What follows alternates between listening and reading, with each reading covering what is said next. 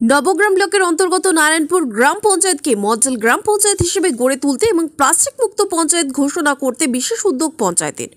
শুক্রবার নারায়ণপুর গ্রাম পঞ্চায়েতের পলসন্ডা মোড়ে সমস্ত বাজারে গিয়ে সচেতন করা হলো ব্যবসায়ীদের। জানা যায় পঞ্চায়েতের তরফ থেকে একগুচ্ছ কর্মসূচি গৃহীত হয়েছে। সেই কর্মসূচির অন্তর্গত পলসন্ডা মার্কেট চত্বরে আজকে নারায়ণপুর গ্রাম পঞ্চায়েতের প্রধান সহ পঞ্চায়েতের সকল কর্মী, ভিডিও কর্মী ও এলাকার পঞ্চায়েত সদস্যদের নিয়ে একটি সচেতনতামূলক র্যালি করা হয়।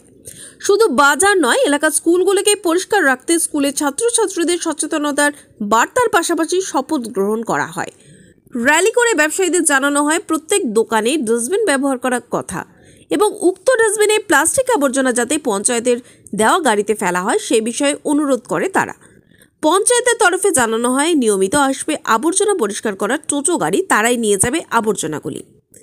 এদিনের এই র্যালিতে উপস্থিত ছিলেন নারায়ণপুর গ্রাম পঞ্চায়েতের প্রধান উত্তম মণ্ডল, উপপ্রধান সিরাজ শেখ, ভিভিসি টিমের সহকর্মী, নারায়ণপুর গ্রাম পঞ্চায়েতের অন্যান্য কর্মীরাও।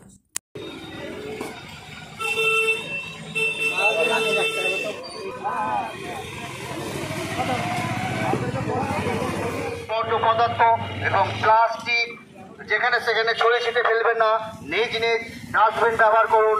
ওই ডাস্টবিন থেকে আমাদের গাড়ি এসে কঠিন বর্জ্য পদার্থ প্লাস্টিক নিয়ে যাওয়া হবে। ১০ বছরে নির্মল পঞ্চায়েত রূপে গঠিত হয়নি, এই কারণে